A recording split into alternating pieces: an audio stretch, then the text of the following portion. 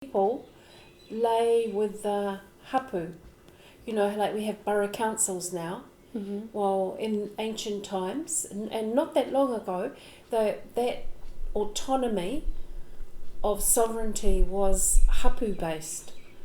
So you were living in a community of bloodline.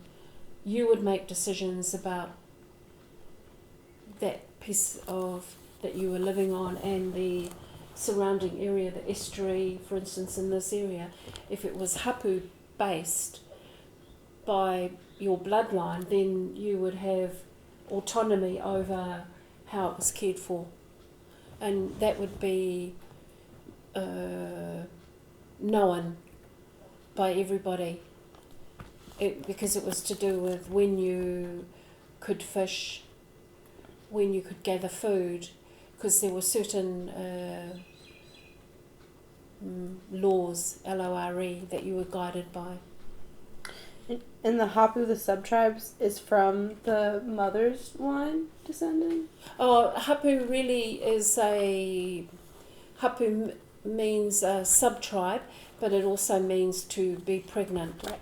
And because we have a saying, ko te whare o te mātauranga he tangata, ko te whare o te tangata he wahine.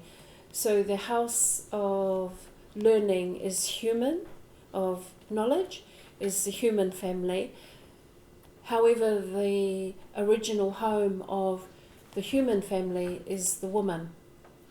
So she was highly regarded, the female line, because she was carried the seed of the human family, or gave birth to. So it was that's just how it was understood. Very different now. You said last time that you descend from two chief lines. Oh yes. Yes. So your father's side and your mother's side. Yes, my mother was what they call a matriarchal line, the maraikura, the matriarchal line, and that is where the moko kauai comes from. Is actually from my mother's line, because her hapu Ngāti Pakahi,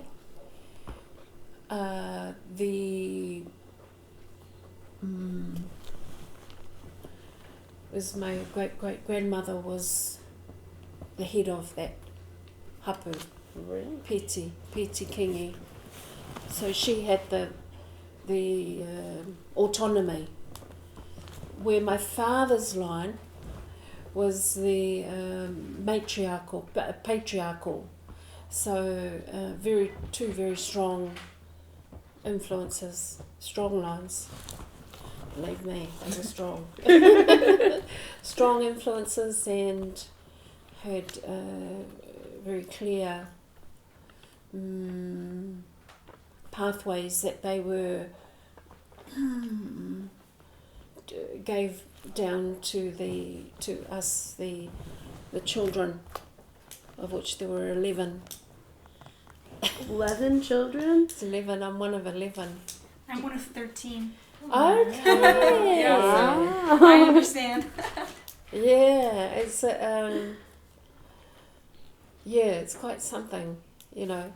Did you say that you were the youngest? I Class? I was the You're the oldest oldest. daughter. You're the oldest daughter. Okay. Yeah. Okay. Oldest daughter. Had one older brother, and then all the siblings are younger. What kind of responsibility do you feel like you inherit from being the oldest daughter of two such strong bloodlines? Do you feel like that's given you certain responsibilities now? Yes, I also honour those responsibilities. That's come over time, but I was also nurtured in a certain way. So my relationship to my parents, both my parents, was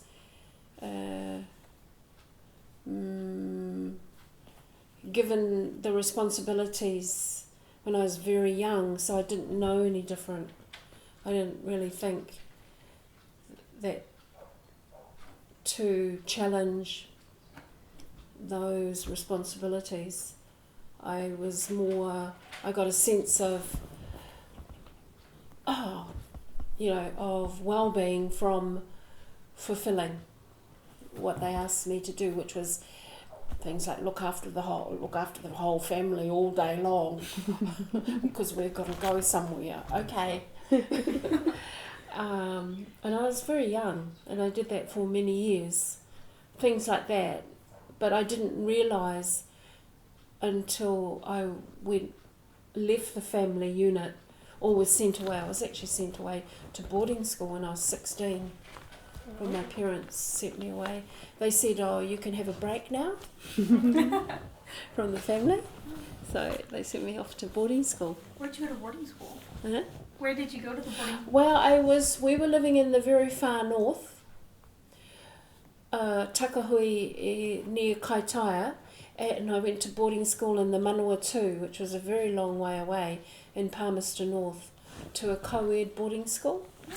A vegetarian school as well. Okay. Yeah, which was most unusual for a Māori girl. Yeah. We weren't vegetarian. It was, so I just thought, okay. I just also had a relationship with food, was you always show gratitude for what you're eating, and I thought, okay, there's no meat, okay. That's my life. I am grateful.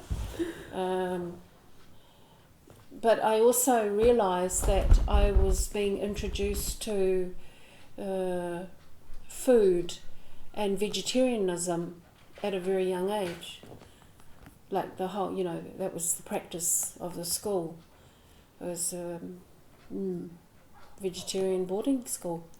Why do you think they picked that boarding school? Oh, my mother had a connection with our neighbour, Auntie Lorna, who was a Seventh-day Adventist, and Auntie Lorna had an influence on my mum, who was a mother at home with too many kids, and a pram and too many kids. And so that influenced her, and she felt that it was the right thing to do through that connection of the Seventh-day Adventist teachings. They're vegetarian. They own, you may not have heard of them, Sanitarium Health Food Company. Okay, yeah, I've heard of. Well, that's owned by the Seventh-day Adventist Church. Really? Mm. That's very interesting. Yeah. Wheat Bix, peanut butter. Right. How do you feel like that? Were you happy to be sent to boarding school? What I do remember very clearly was it was very quiet. I was used to a lot of noise and a lot of movement, and then suddenly there was this, wow, there's people around, but it's really quiet. No little kids. So somehow I thought, okay. I felt that it was my duty to just get on with it and learn what for 2 years to do what I'd been guided to be on duty from, since I was 4. It was like, I didn't play very much. I was always holding a baby or feeding a baby, or I didn't play as a child, so I was quite grown up by the time I was 10. I thought I was an adult, but I was still a kid. So I realised it wasn't until I was in adulthood, oh my gosh, those kids, I realised, I didn't do this. I don't play with things because I'm looking after the children. That became a revelation to me that I'd been brought up to be responsible for other children, and I became very interested in playing, because it wasn't, I didn't go out outside to play with the children. I was supervising them. Right. Yeah, always cooking. Yeah, he was quite. So did you ever, do you play now? I like to play. Yeah. Yeah.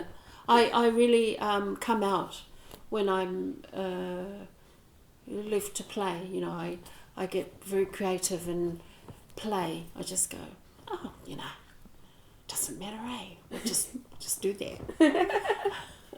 And I do love being around little people. Yeah. Mm-hmm. My friend runs the local kindy, and you know, just last week I think I made the bread, the fried bread for their hangi, and all the children were there. And I just love it. Just love, you know, I play with them. You know, I'm aware that's, but I just feel very playful. When do you think that started? Like, when did you give yourself permission to be playful, start doing that?